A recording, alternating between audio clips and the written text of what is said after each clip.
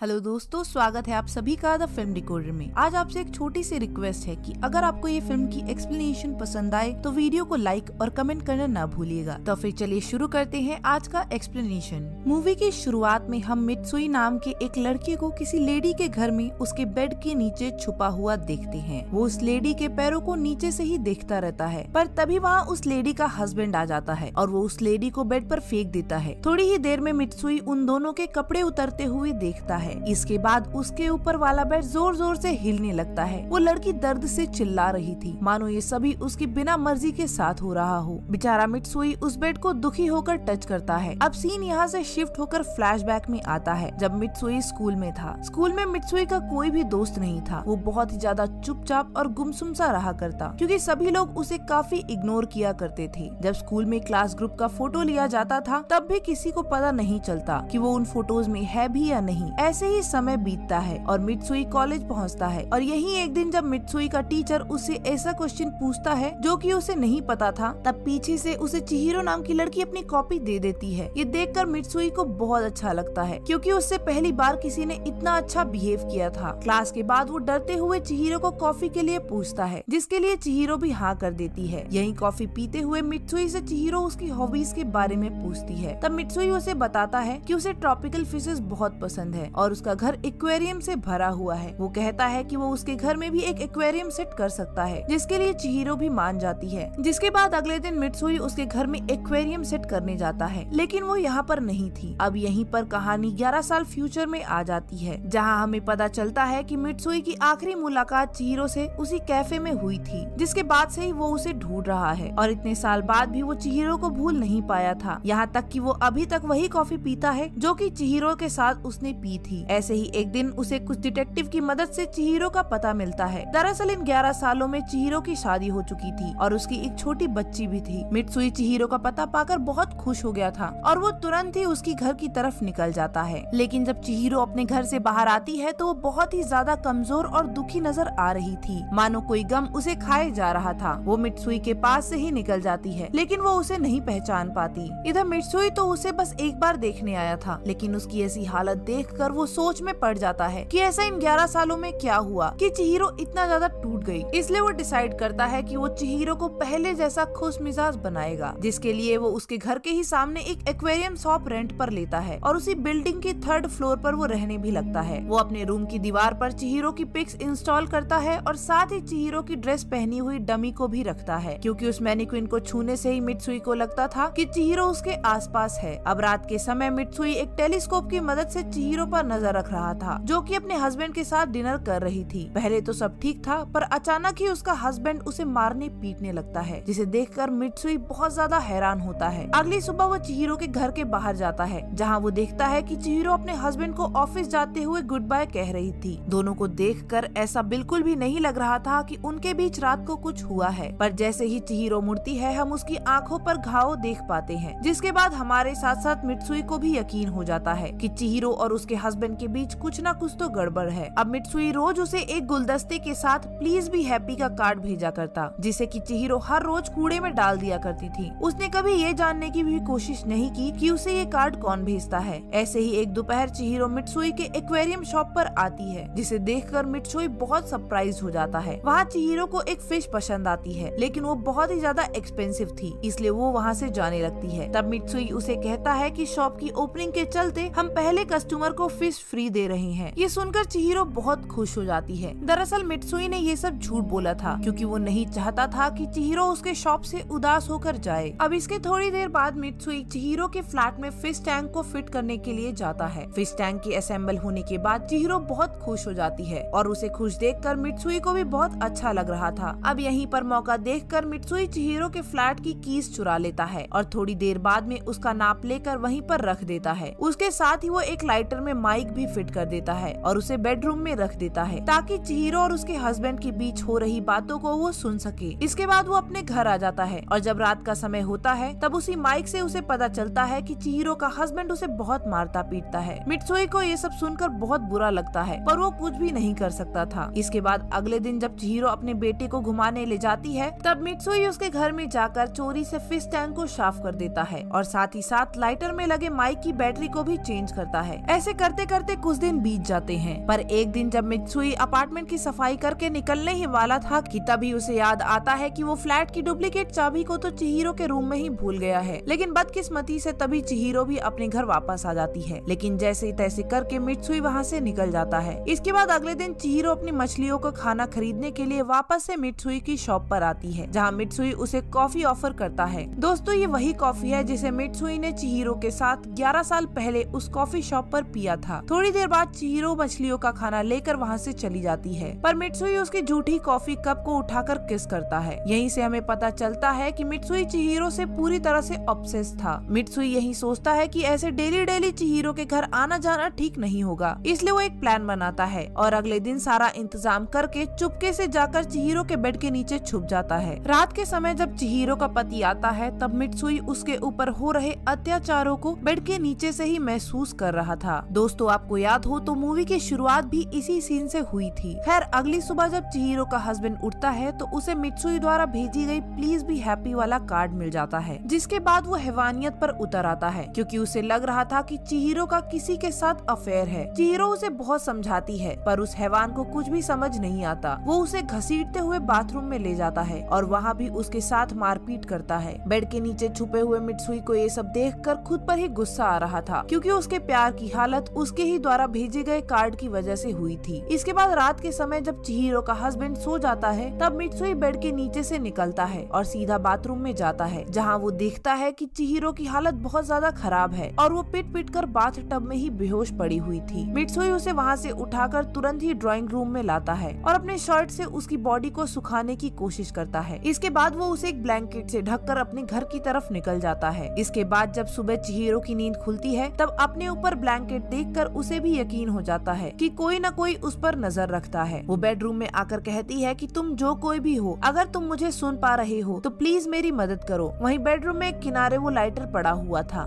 जिसमें mic fit था, इसलिए मित्सुई चिहिरो की सारी बातें सुन लेता है। जिसके बाद मित्सुई ठान लेता है कि अगर इस बार चिहिरो के हस्बैंड ने उस पर हाथ उठाया तो वो उसे जिंदा नहीं छोड़ेगा। अगली सुबह चिहिरो के घर पे उसकी माँ का कॉल आता है जो कि उसे बताती है कि उसके फादर की तबीयत बहुत ज्यादा खराब है और वो हॉस्पिटल में जिंदगी और मौत से झूल रहे हैं। रात के वक्त चिहिरो अपने हस्बैंड से ये सब बातें बताती है और कहती है कि उसे अपने फादर से मिलने जाना है, लेकिन उसका हरामखोर हस्बैंड उसे साफ मना कर देता है और कहता है कि तुम्हें कहीं नहीं जाना, मरने दो उस बुढ़े को। ये सुनकर चिहिरो अपना आपा खो देती है और उठकर अपने हस्बैंड को थप्पड़ जड़ देती है। अब उसका हस्बैंड उसे इस बात की सजा देते हुए बहुत ज्यादा टॉर्चर करने लगता है। तभी कैमरा शिफ्ट होकर पर्दे के पीछे जाता है जहाँ मित्सुई छुपा हुआ था। वो बहुत ज्यादा कोशिश करता है कि वो उसके हस्बैंड को मारे, लेकिन वो हिम्मत नहीं जुटा पाता और कुछ देर बाद अपने रूम में जाकर वो खुद की बुजदिली के लिए खुद को ही कोसने लगता है और गुस्से में खुद को इलेक्ट्रिक करंट का शॉक देता है। वो शॉक इतना ज्यादा था कि मित्सुई वहीं पर बेहोश हो जाता है और जब अगली सुबह उसकी आँख खुलती है तो वो देखता है कि चिहिरो अपने बच्चे को साथ लेकर शहर से बाहर जा रही है। वो उसका पीछा करने की कोशिश करता है लेकिन नाकामयाब हो जाता है। इधर चिहिरो सीधा एक होटल में जाकर रुकती है जहाँ उसके हाथ में वही माइक वाला लाइटर था। लाइटर के अंदर से कुछ खनखनाने की आवाज सुनकर चिहिरो उसे खोलकर देखती है, तब उसे उसमें लगी माइक भी मिल जाती है। उसे यकीन हो जाता है कि उसी माइक की आवाज सुनकर वो अनजान व्यक्ति उसकी हेल्प करता है, पर तभी उसके रूम का गेट कोई खटखटाता है। चिहिरो को लगता है कि जरूर ये उसका हेल्पर होगा, लेकिन जैसे ही वो गेट खोलने जाती है तब उसे पता चलता है कि ये उसका शैतान पति था। वो चिहिरो को मारते हुए घर वापस ले आता है और फिर उसे घर पर भी टॉर्चर करना शुरू कर देता है। चिहिरो अपने आप को बचाने की नाकामयाब कोशिश करती है, लेकिन जब उसके पति का टॉर्चर नहीं रुकता तब वो जोर जोर से चिल्लाने लगती है कि अगर तुम मेरी बात सुन रहे हो तो प्लीज मेरी हेल्प करो। उसी समय मित्सुई भी वहाँ आ जाता है और उसके हस्बैंड को इलेक्ट्रिक शॉक देकर उसे बेहोश कर देता है। अब इससे पहले कि उसको होश आ पाता वो उसका गला घोटकर उसे मार डालता है। चिहिरो देखती है कि ये तो वही एक्वेरियम शॉप वाला आदमी है, पर वो उसे पहचान नहीं पा रही थी। उसे अभी भी याद नहीं था कि वो 11 साल पहले मित्सुई से मिल चुकी है। अब इसके बाद अगले दिन मित्सुई पुलिस स्टेशन जाकर खुद को सरेंडर कर देता है। चिहिरो उससे मिलने उसके घर पर जाती है, पर वहाँ कोई भी नहीं था, लेकिन वहाँ उसे अपनी बहुत सारी पिक्चर्स मिलती है और उसके कपड़े पहने हुए मैनिक्विन भी दिखता है और फाइनली उसे याद आ जाता है कि उसकी मदद करने वाला उसका कॉलेज मेट मित्सुई है, लेकिन अब बहुत देर हो चुकी थी। वो तुरंत ही पुलिस स्टेशन जाती है और उसका नाम लेकर उसे बुलाती है। चिहिरो के मुंह से अपना नाम सुनकर मित्सुई बहुत ज्यादा खुश हो जाता है और हमारी मूवी यहीं पर एक सैड बट सेटिस्फाइंग एंडिंग के साथ खत्म हो जाती है। गाइस, यहाँ मैं एक चीज क्लियर कर देना चाहती हूँ कि हमारा चैनल किसी भी तरह की स्टॉकिंग या महिला उत्पीड़न को प्रोत्साहन नहीं देता है और इसका एक्सप्लेनेशन भी मैंने एंटरटेनमेंट के लिए ही किया है। और अगर आपको एक्सप्लेनेशन पसंद आया है तो वीडियो को लाइक और कमेंट करना ना भूलिएगा। बाकी मैं मिलती हूँ ऐसी ही इंटरेस्टिंग और अजीब कहानियों के साथ नेक्स्ट वीडियो में। तब